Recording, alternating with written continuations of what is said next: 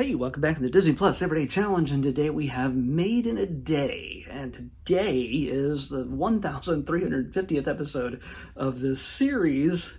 They are not made in a day, they are, well, few could be made in a day, I don't know. In this case, though, this is all about the world, and maybe specifically the United States, how we construct consumer items, our manufacturing ability to create various things. This is a series. It's from 2020. It's one season, 12 episodes. They're all about 22 minutes long each. And in this case, the very first episode is about electric cars, which is increasing year after year in the amount of vehicles that are created and purchased and used. And especially here in California, they've made it a mandate, which they do not mention this, I'm just going to tell you myself.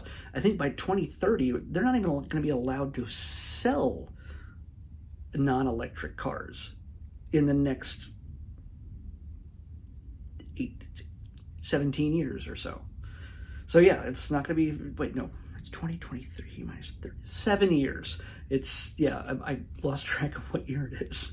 In the next 7 years or so, we're not going to be able to sell fossil fuel cars. Kind of crazy, right? Yeah. Well, it turns out I learned from this that we had electric cars before we had gas-powered cars for the most part. They weren't great, but Thomas Edison had one. And of course, when Henry Ford came along and said, hey, look, inexpensive fuel combustion engine, how about that? They're like, okay, forget the electric car, let's do this. Yeah, it's not like people were traveling long distances around the country in electric cars or even in combustion engine cars. It is just, a time of innovation, and guess what? Fossil fuels won out. But they may not be around for much longer if we keep also destroying the environment. As we spoke about yesterday, it's a theme. You're going to find this in a lot of Disney-related things. But National Geographic-related things. Yeah, this is a National Geographic series. But this is fascinating to me. A lot of it, there's a huge factory in Fremont, California. Possibly it's like 90 football fields in size, and there's robots inside that build Teslas. Yes, Elon Musk does make an appearance in this, just like some footage of him presenting the Series 3. I don't know when or where that was, but yeah, it's he has to show up at some point. But when it comes to electric cars, yay. So I'm not going to talk about him anymore. Tesla you get to see how they put together a car, and they can put together many cars in a day, using robots, using automation, and seriously, they're not taking anybody's jobs really, because there's still plenty of people working these things and overseeing everything and making sure everything's running smoothly, but you wouldn't want to have a ton of people building these things super slowly and human error. Yeah, there's a certain thing to be said about some cases machinery. We don't let them writing or acting in our movies.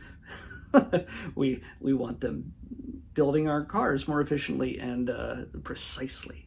And in this case, it's really kind of crazy to watch these things being put together. They do it in a sped up way, and so you can see the machine that comes down that presses the car parts, the different steel and aluminum panels for the doors and the hood and everything else. You see how that thing just comes down with 10,000 tons of pressure or whatever, and it smushes the metal into the perfect shape they need over and over and over again. And that part isn't sped up. And the fact that you see the arms, one loading in, one loading out, and in just this ballet of just automation is pretty amazing. It's pretty freaking amazing. You get to see also what goes into building, creating the batteries that go into electric cars, and how many need to be made, and how they're made, and how many they make. And yeah, it's a lot. To me, it's good. It's a good kickoff. It's a good start to the series, because it's something we kind of, we know how cars are made, on an assembly line as it is. It's always been that way since Henry Ford. That's why cars were able to be made. Yes, more human involvement, less robots back then, but more robots across the board around the world creating cars. But of course, electric cars, they're going to be built by robots. It's just going to be, that's from the start, that's the way it's going to be. So I say, this is definitely worth checking out. This is at least the electric cars thing. We're not making we're not in horse and buggies anymore. We're driving in gas-powered Mustangs, but very soon you're going to be driving your electric Mustang too. I know that sounds like sacrilege, but they exist. Yeah, they do. But there's other things that can be made in a day, and that includes electric guitars, sneakers, helicopters, fire trucks, whiskey, space rockets, hot sauce, tractors, SUVs, airplane meals. Airplane meals? Okay. And satellites.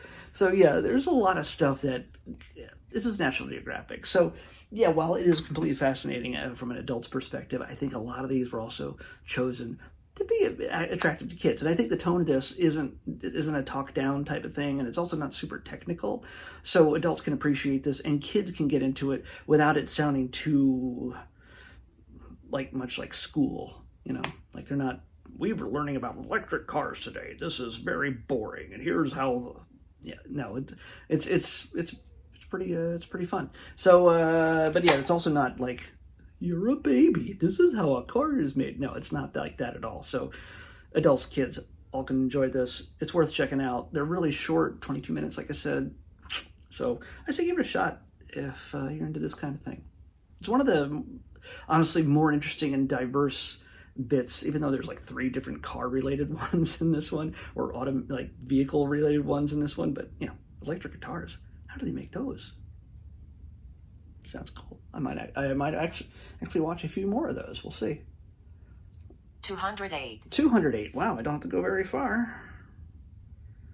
Let's see what we got. Dang, we get so close to get to not having a documentary.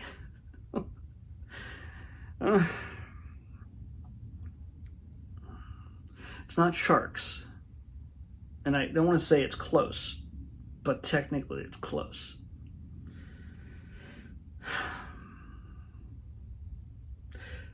Life and Death in Paradise, Crocs of the Caribbean.